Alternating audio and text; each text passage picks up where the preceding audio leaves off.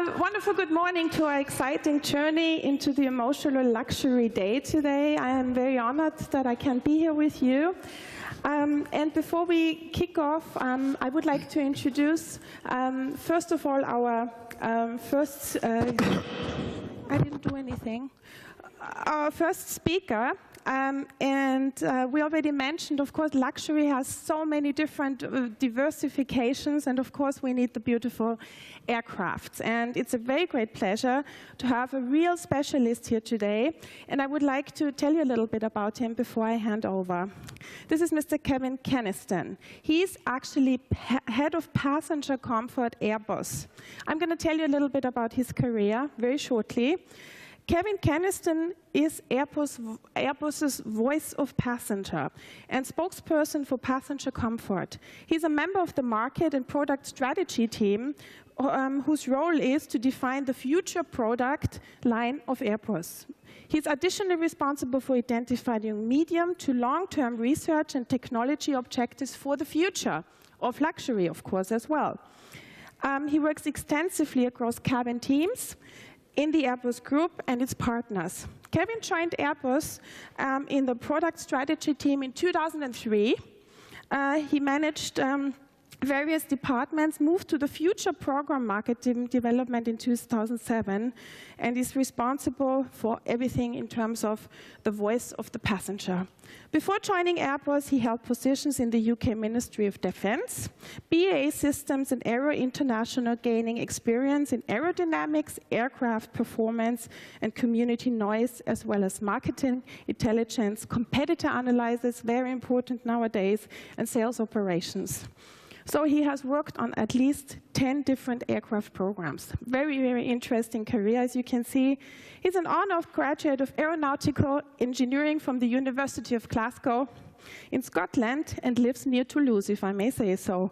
And he was one of the last 100 passengers on the Concorde and is a highly interested person in white fields. So please welcome Kevin here on stage, and he's going to give you the first insight. I think we would like to do it here. And welcome, Kevin. Thank you very much.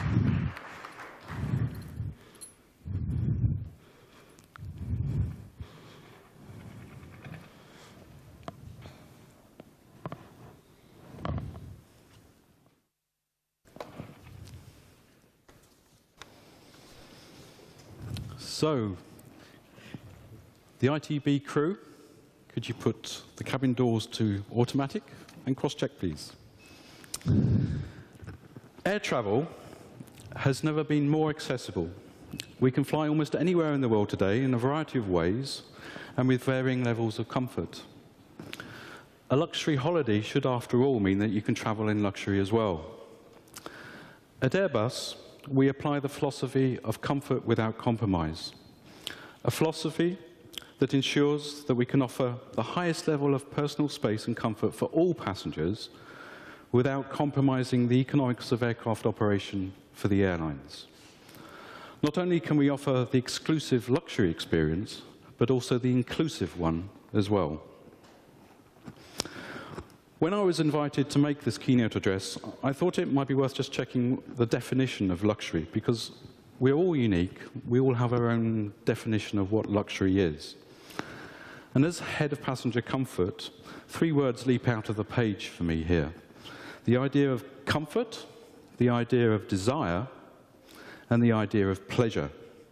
And these, to me, are the essence of what we would like flying to be like today. The challenge, though, is that the luxury, that with the idea of luxury comes this idea of it's not always accessible.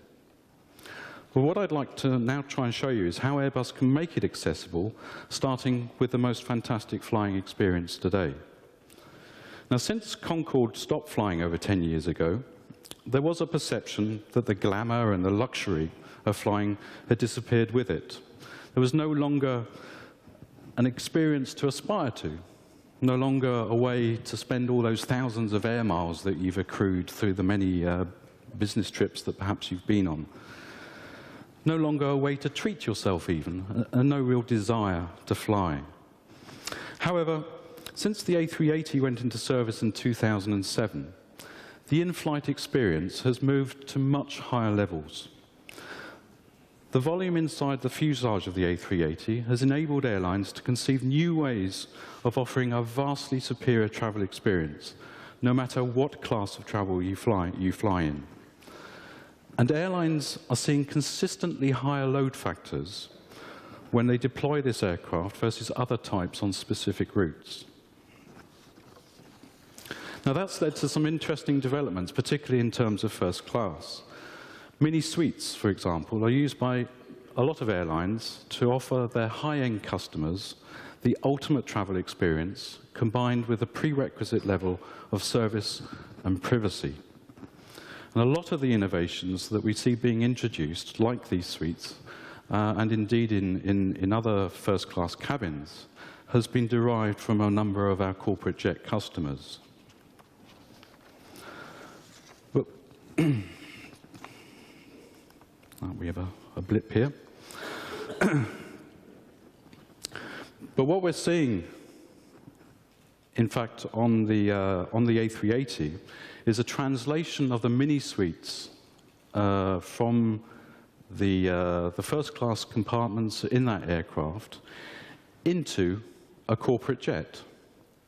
And as an example, some of you may have seen that Emirates have put their first-class suites into an Airbus corporate jet, an AC319, and they now offer that for charter services. To me, this suggests that scheduled first-class travel is at a crossroads. Where does it go next? What can we in Airbus, what can the design houses and the airlines come up with that will take the first-class experience to a new level whilst keeping it viable on high-value routes? Will we see more carriers, more full-service carriers, offering greater exclusivity to their high-value customers? One example is the recent announcement by Qatar Airways to operate an all-business service between Doha and London using an A319, which has 40 lie-flat seats installed in it. Now, the introduction of luxury lie-flat seats in first class was in 1995, and then in business class in 1999. And that's revolutionized comfort on long-haul flights today. Today, business class has actually evolved to where first class was around 15 years ago. And by doing so, it's pulled the economy class cabin up with it in terms of comfort and service. First with the introduction of premium economy, and more recently with Economy Plus. And in fact, in the last 4 years, the number of airlines with premium economy class cabins has doubled to around 50. And Lufthansa has joined that club this week, as many of you have seen. Now these somehow or another my slides have got mixed up. Now these new classes of travel are a valuable tool for airlines looking for an efficient way to increase the yield without the significant investment required for full business class. That's good for all passengers, as standards of comfort and service are increased everywhere. But what could we expect in the future? That question about the future was one of the key themes behind the concept cabin, which we revealed as part of the Future by Airbus. And one scenario we identified was that air travel goes from a class-based experience to one that is needs-driven. So, for example, we could imagine traveling in a cabin that is designed to revitalize ourselves during the flight. It addresses our well-being. That's the picture on the top right. Or if I'm a bit of a technology addict, maybe I'd want to travel in the smart tech zone on the bottom right and have an office in the sky experience and use the flight for business. I could also perhaps swing a golf club in the interactive zone on the bottom left. Now, cabins like this are, in terms of look and feel, decades away. But one area, however, that is driving at least the smart tech experience is onboard connectivity, your ability to be able to connect to the outside world through the use of satellite communications and wireless technologies. This is becoming much more capable, and we will see a significant advance in this in the short term. And no more so than on this aircraft. The name of this aircraft is the A350 Extra Widebody, the first aircraft where the idea of comfort is in its name. The fuselage has been designed to offer exceptional levels of comfort on board. Our new A350 XWB will be entering service later this year, and here's the latest aircraft to join the flight testing. In fact, it flew last week for the first time. Now, this particular aircraft, with its striking carbon fiber livery, is significant because it's the first aircraft fitted with a fully representative airline cabin. Early learning flights will start in spring, and some of those will be dedicated to testing all aspects of the cabin in a full simulated airline environment. The cabin design itself has been inspired by the big success of the A380 and promises high levels of comfort, efficiency, and flexibility. Key features will include mood lighting with a full color spectrum capability to allow a multitude of lighting scenarios to be controlled by the cabin crew. So, for example, you could have a simulated sunrise or sunset instead of a simple on, off, or dim control. All of the air in the cabin will be replaced in under 3 minutes. The cabin floors are completely flat, without any floor trim, and that will enhance the floor comfort and the space around it. The aircraft cabin will have very low noise levels, very much in line with the A380, and it will also have a multiple zone temperature controls to ensure that every passenger can be comfortable. There'll also be more space to stow your belongings. In this day and age when we're carrying more and more with us on board an aeroplane, this aircraft will have bigger storage compartments in which to put all your belongings.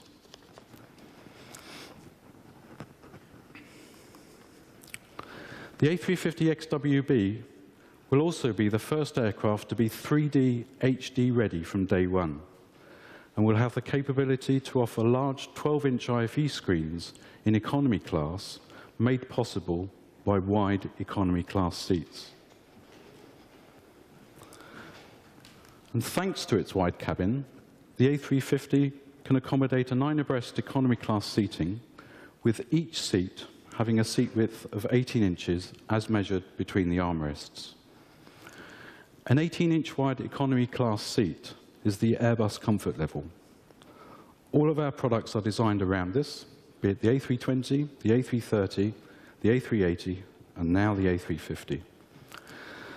The 18-inch wide seat is 1 inch wider than what our main competitor offers as standard on board their aircraft. And this is where we see an issue, particularly for economy class travel in the future. As I said at the start, luxury travel should be accessible to all. And by that I meant that every passenger should be able to enjoy a high level of comfort on board. Airlines have been cramming in more and more seats in order to improve the productivity of their aircraft. As a manufacturer, it's been our challenge to ensure that personal space can be maintained whilst offering potential solutions that help increase the number of seats on board. Now, some airlines on short haul and a few charter and low-cost airlines on long haul make full use of this cabin densification. The situation we want to avoid is that narrow, or what I call crusher seats, become the norm on full-service long-haul flights, where comfort is becoming increasingly important. Trends in society are up. They show us that more personal space is being offered. for leisure activities, like going to a football match or to the theatre, as a couple of examples are shown here.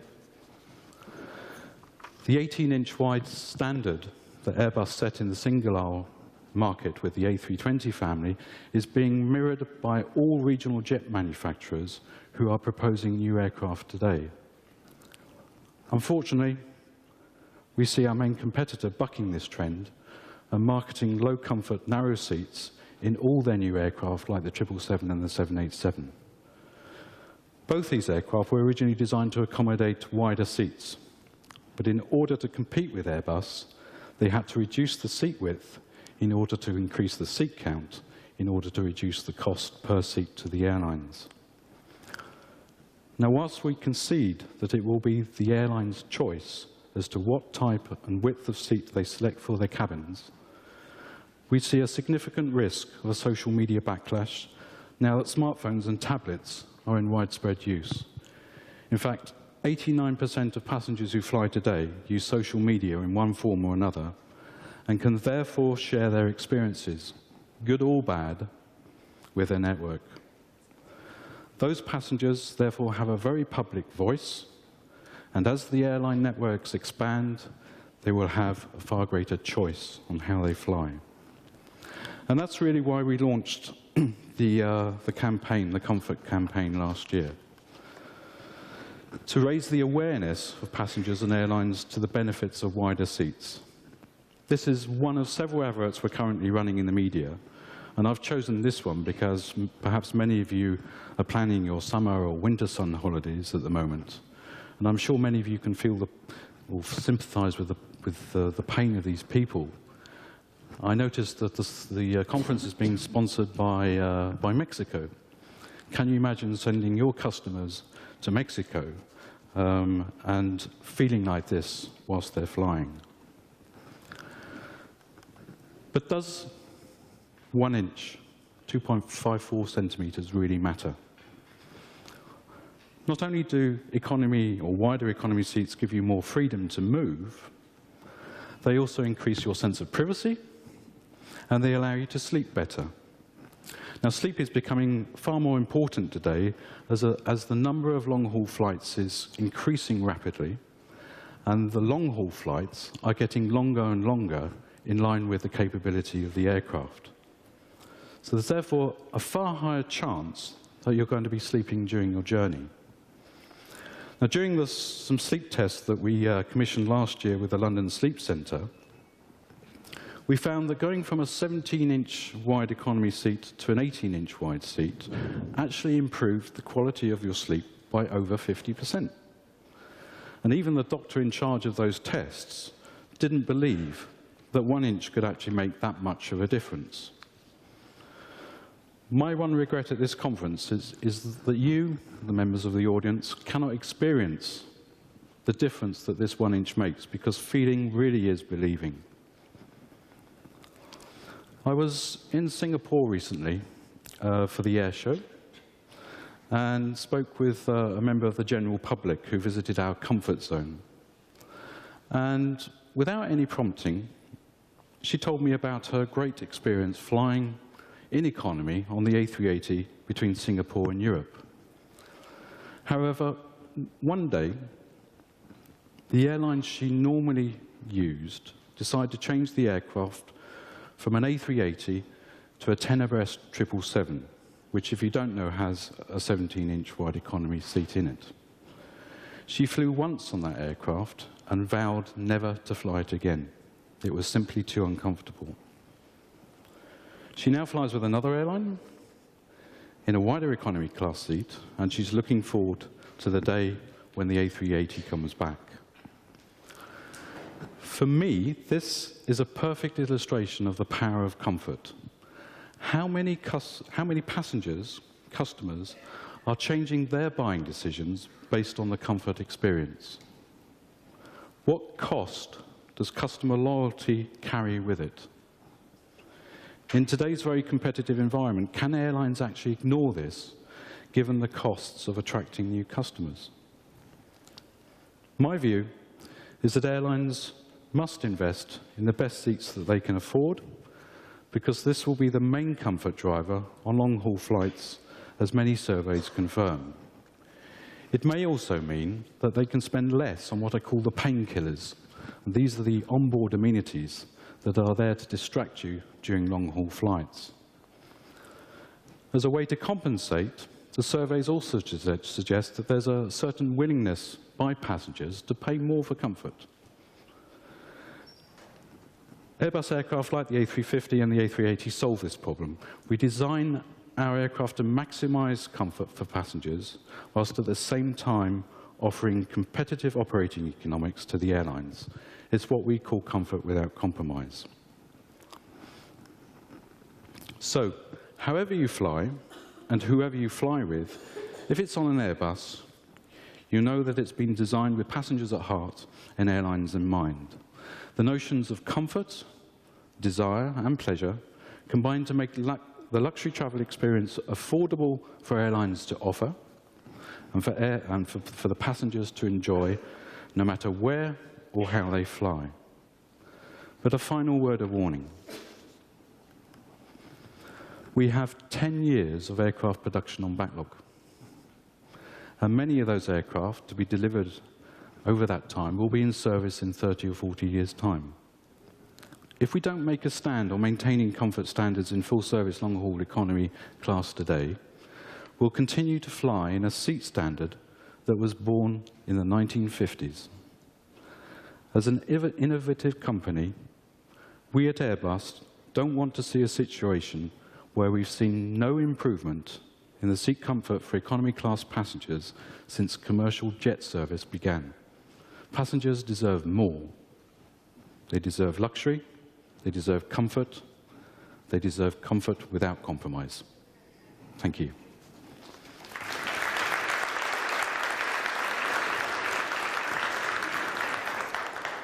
Thank you very much, Kevin. Vielen Dank. We would now like to do a live voting with you about luxury and your perception of luxury, and ask you, where are we going? What is your feeling? You all have your little voting machines, I call them. And I'm going to ask the questions, and I please ask you when I say please vote now to press your button. You have 10 seconds then, so decide quick, and we see where we're going. We're going to see an immediate result. So actually, I would like to start with question number 1. I'm going to tell them in English. They are here in German for you as well. Luxury tourism is a fast-growing segment that all tourism companies should be aware of and take care of. Yes or no? Please vote now.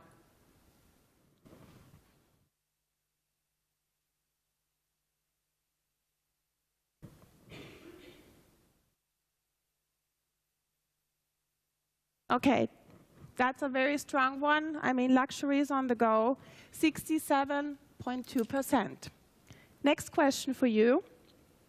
Luxury tourism is a niche segment that can only be handled by a few successful providers. Please vote now.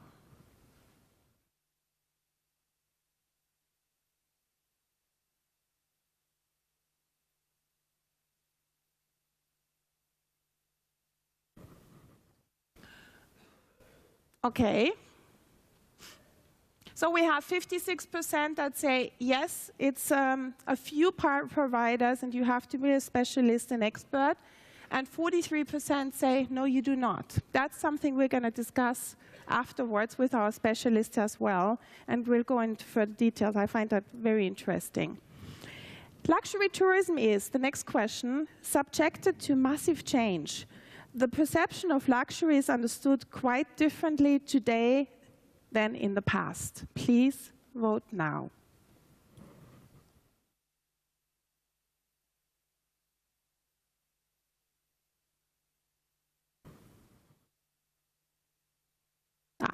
I think that doesn't surprise you. Nope. Definitely. Big changes happening, which is good for us because we can be innovative if we are and go with the and be successful. And the last question for you with our online voting.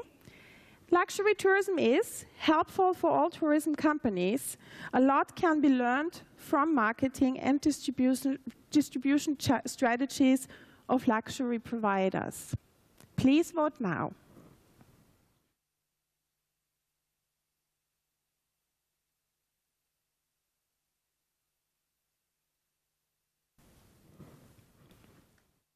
Good, fantastic. Yep, I agree. Personally, I would have voted yes as well.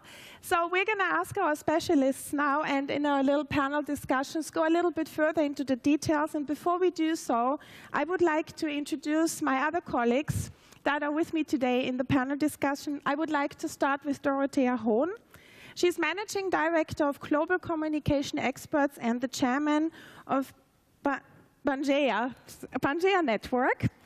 After her study in tourism economy and a volunteer program as travel writer, Dorothea Hohn worked 6 years in the corporate communication department of the Deutsche Lufthansa AG in Frankfurt, Cologne, Hamburg, and New York. Almost 15 years as managing director in a big PR agency, specialized in tourism that followed, and then she opened her own company in 2009 called Global Communication Experts, today one of the leading tourism agencies in the German-speaking Europe. She and her team is responsible for about 30 national and international clients in tourism, hospitality, mobility, and lifestyle in marketing, sales, and PR. Please welcome Dorothea with me today. Thank you for being here. Thank you. And last but not least, I would like to introduce to you Mr. Puri from Nira Hotels Resorts. For nearly 40 years, Mr. Puri has been associated with the finest hotels around the world, including the Peninsula Hotels, Raffles, the Fullerton Hotel in Singapore, Rosewood Hotels and Resorts, Ritz-Carlton, and the Fairmont Hotel Chicago, as well as Halekulani. Puri was head of the Americas of GHM Hotels, a position he held from 2004 to 2007, and he also, amongst many other things, served as a general manager of the Setai in South Beach, Miami, and as a consultant of Orient Express. In 2009, he founded Nira Hotels Resorts, a London-based boutique luxury hotel management company. In 2010, Nira Hotels Resorts opened Shanti Maurice, a boutique lifestyle resort with a world-class spa in Mauritius, the second property in the collection, Nira Alpina, a ski-in, ski-out hotel in Surley near St. Moritz, that opened in 2011. And then it was followed in 2012 by a third property, a boutique townhouse, Hotel Nira Caledonia in Edinburgh. Puri also has a lot of experience with wine, with hospitality, and studied food and beverage management and financial management at Cornell, as well as business management at Bunchai University. Please welcome Mr. Puri today, also here on stage with me.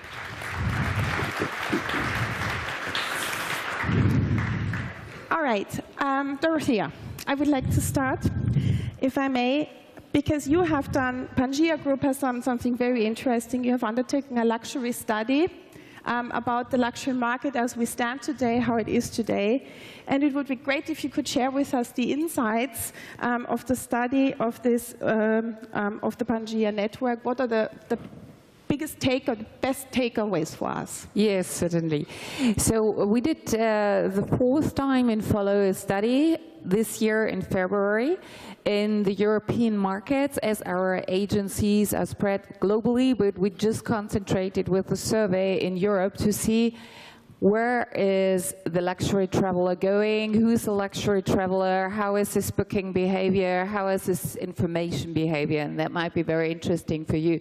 First of all, it's important to say, who is the luxury traveler? So what we find out in our survey, and our panel consists of about 400 travel experts coming from tour operators, travel agencies, airline, travel professionals. So the panel is a good mixture of everybody working in the industry. And we found out that the typical luxury traveler is between 34 and 55 years old.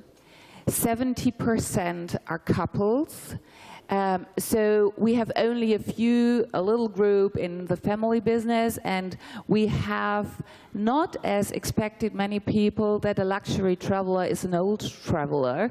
So the former thinking that you need to be old, you have to earn a lot of money in your life to be a luxury traveler, that is not true any longer. We have a big group of luxury travelers in the end 30s. So therefore also the booking behavior is changing. It's not that long before bookings, long advance bookings like it was in the former years. That depends a bit on the markets where you live in, but for example, a German luxury traveler is booking his trip 3 and 6 months before traveling. The other European markets, in particular the South Europeans, are only booking between 3 months in advance before they travel. Quite interesting to see is where the bookings are going and where they come from. So internet is the most important, at the moment, the most important information channel.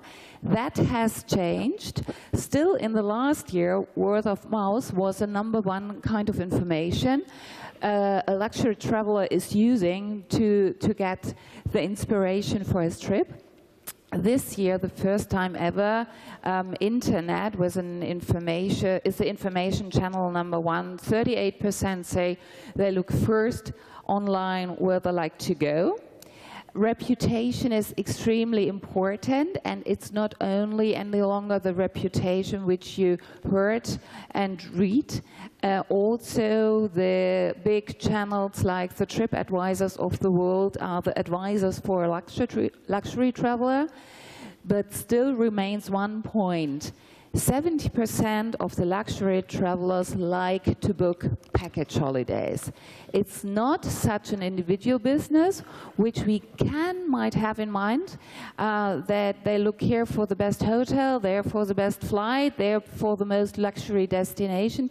No, also the luxury traveler likes to get and to book a good package, and that is interesting to know. And maybe the last very interesting point for you as a global audience is, if you like to market a product or a destination or a hotel, and you have to focus on one market, then come to Germany. And I don't say that because we are in Berlin, but the German business, the German luxury travelers are the most active one. A luxury traveler in Germany is booking more than 4 trips per year, and that is extraordinary high in the European range. So that as a little introduction and to give you an overview on the market. Thank you very much. That's very, very interesting. I would like to ask Puri and pass on, because we are talking about the luxury customers. And Puri, you've been so involved in operation in hotels, which is obviously an important part of luxury. How have the needs of luxury customers changed, and how do you see the future development of those needs from a hotel perspective? I think first it's important to be able to understand where we come from before we try to establish how has it changed and what their needs are and where they're going. The luxury customer of the past, safe to say, we came from what we used to refer to as the carriage trade. So during the carriage trade, people traveled completely differently. Their length of stay was a lot longer. Their habits, their travel patterns, and so on were completely different. So if you went for the summer, you went to St. Moritz for the summer, or you traveled to Paris, or you traveled to the south of France, literally for the whole period. Today, the accessibility has changed. Therefore, the length of stay is a lot shorter. Travel is a lot more accessible, like Kevin said. So all that has changed. We're no longer living in a period of the carriage trade. So people are taking breaks which are much shorter, which are more often. And the luxury traveler, in my mind, the luxury customer, is coming from mature markets, which are ostensibly the European markets. But at the same time, we've got a lot of emerging markets, and their habits are completely different from those of the mature markets. Even within these markets, the mature markets as well as the emerging markets, ethnicity plays a role, which has an impact on their needs as well. And I'm sure that those of us that serve these guests know in certain times of the year we've got a particular ethnic group that's coming and how we gear ourselves accordingly, whether it's putting hot water kettles in the rooms and offering noodles and other times of the year doing different things. That's an integral part of how we deal with them, and that's going to continue to increase in order to be able to accommodate what I call the emerging luxury traveler. I think there are some very specific habits, but also there's some. One of the things, and I think it came up a couple of times earlier already, that luxury is indeed a very personal thing. What luxury means to you versus what it might mean to me is completely individual and completely personal. And our ability to be able to recognize that and to be able to customize guest experiences based on their personal need is really the key. And that's what we're going to need to do more and more in the future to be able to accommodate the individuals. Because it isn't as ubiquitous as saying, this is luxury, so that's what we're going to do. And like I said, we will need to be able to continue to customize those experiences and personalize them. Mm-hmm. Great, thank you. Yeah, definitely. Dorothea, I was a little bit, I found it interesting when we asked the online question that a niche segment is it handled by only a few providers or not, and it was a little bit 50-50.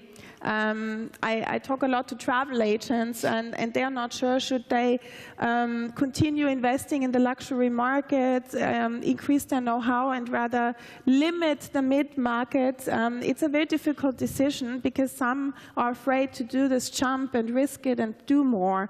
I have a question for you in this aspect. Is the luxury tourism a homogeneous segment, or is there a wide variety of segments within the luxury segment? And if so, what are they? Absolutely, it's a wide range, and as we heard, indeed, it's something very special and very individual. For you and me, it might be the most luxury day in the world if you don't have any gadgets, no emails, no communication, and for another person, it might be the 3 bottles of champagne and a private pool.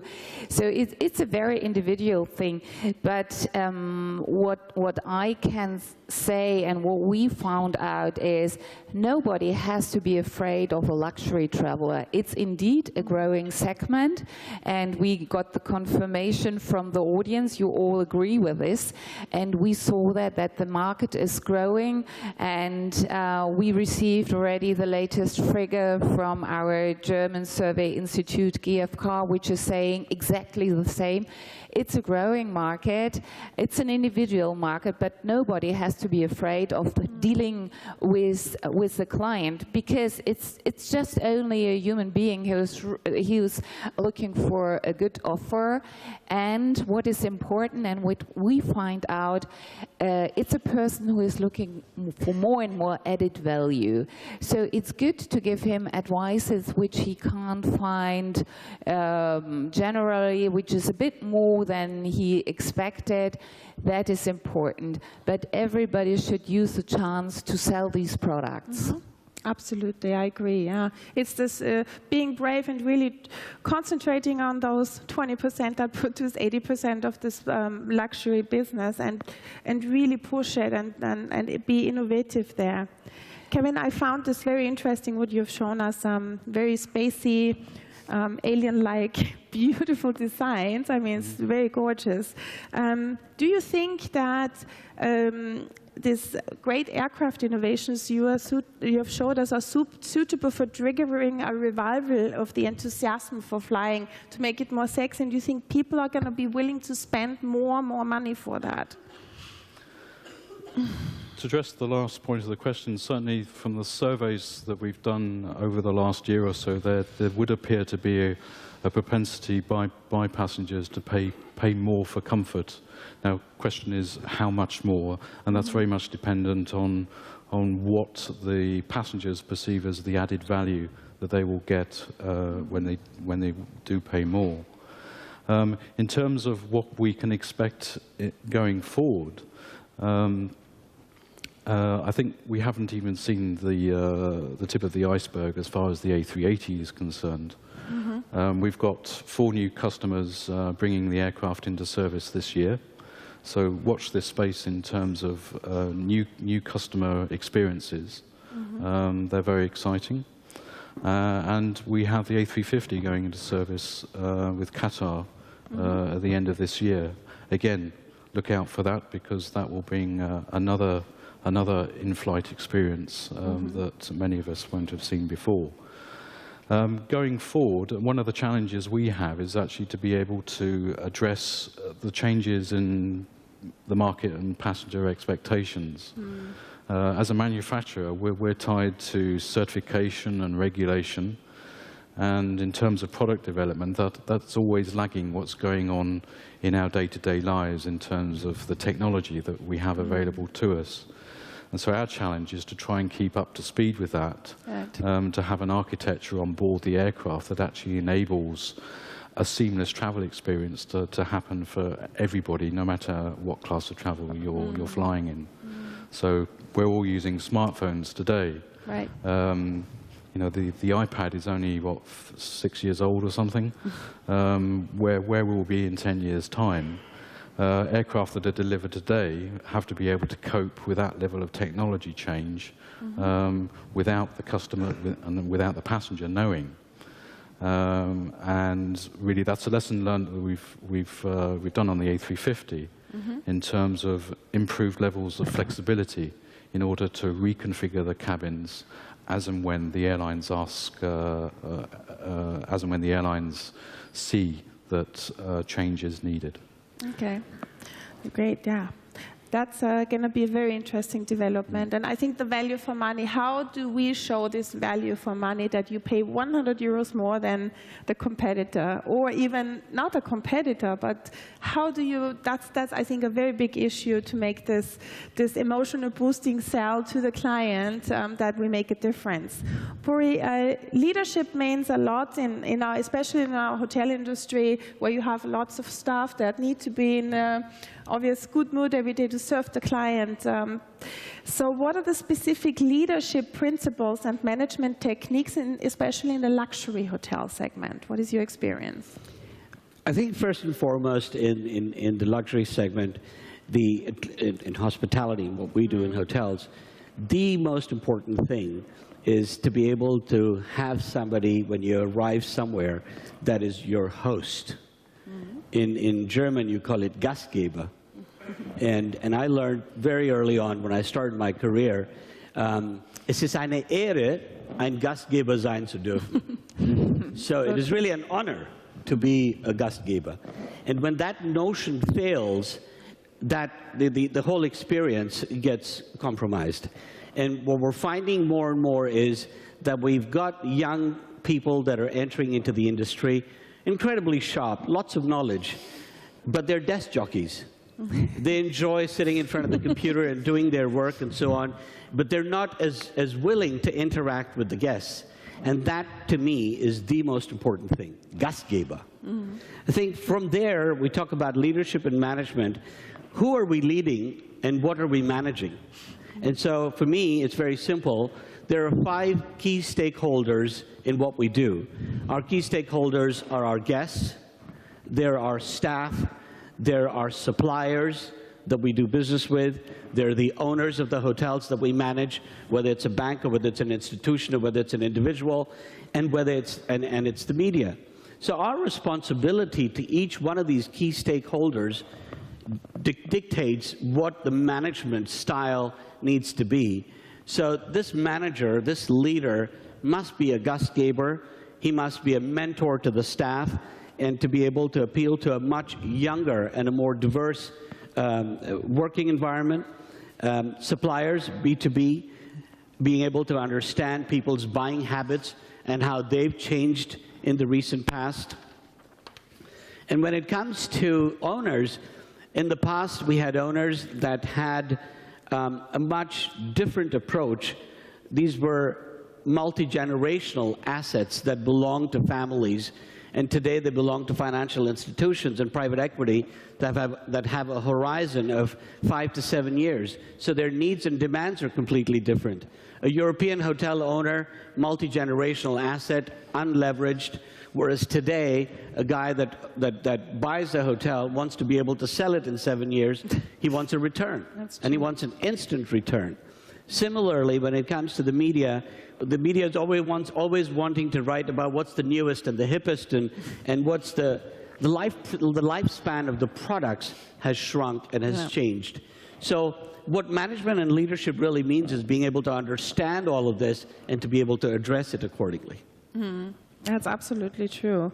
And talking about the products again, Dorothea, in your study, because we also need to get that business in, obviously. What are your findings in terms of the most successful strategies in marketing, distribution techniques for tourism companies to trigger that luxury market nowadays? That's also changing quickly, of course. So what have you found out?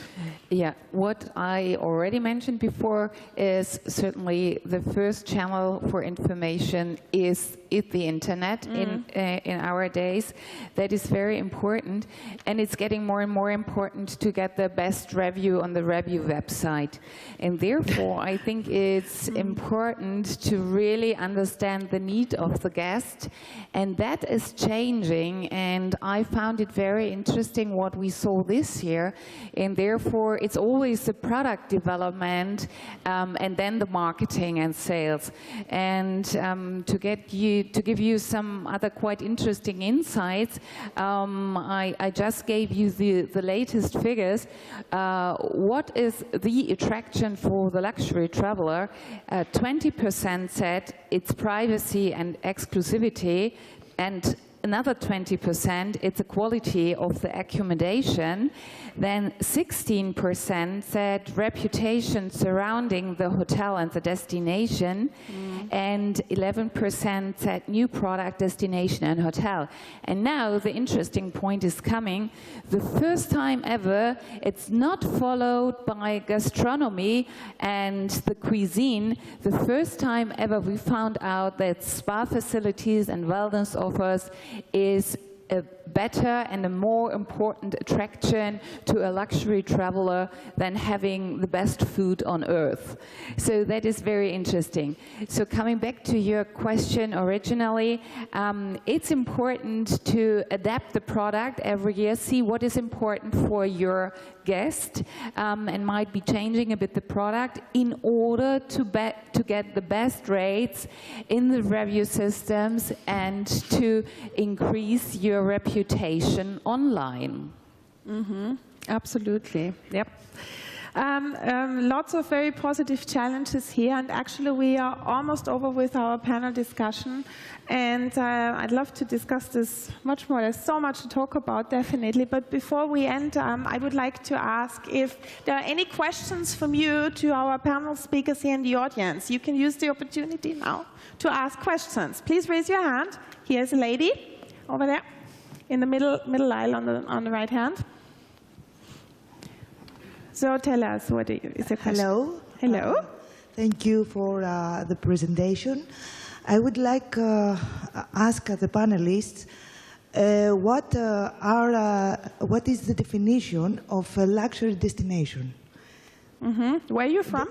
I come from Greece. Okay, fantastic. Luxury destination. Who wants to? Yeah. Sorry, it's not only the plane or the hotel. I think luxury is the destination too. That's true, absolutely. Puri? Well, luxury destination, again, is it changes during the time of the year. So in the winter, like right now, I probably want to go skiing. in the summer, I probably want to go somewhere to the Mediterranean, and in the fall, I probably want to go somewhere where I can see the leaves turning, and it may very well be in Vermont or whatever. So it's nature-driven, it's need-driven. Somebody that's traveling with a family has a completely different need to somebody that's traveling individually, somebody that's going for a honeymoon, somebody that's taking a short break, somebody that wants to be able to see, go hunting in the fall just as soon as the hunting season begins. So difficult to be able to personify a luxury destination. It needs to be able to afford the traveler. And again, there's the tourist and the traveler. So it's a rather lengthy answer that I'm not sure I can answer. But I think you answered it very well. Thank you, Puri. So we are at the end of our panel discussion, and we thank you very much for listening. And I can only say now, we wish you happy selling, happy development of luxury tourism. Stay on. Just put all your energy in. It's worth it. It's fun. It's honoring, and it's revenue, the most revenue-driven segment you can do. We're wishing you a lovely day here at ITP, and thank you for your attention. Thank you to all of you for being here. Have a great day. Thank you. Thank you.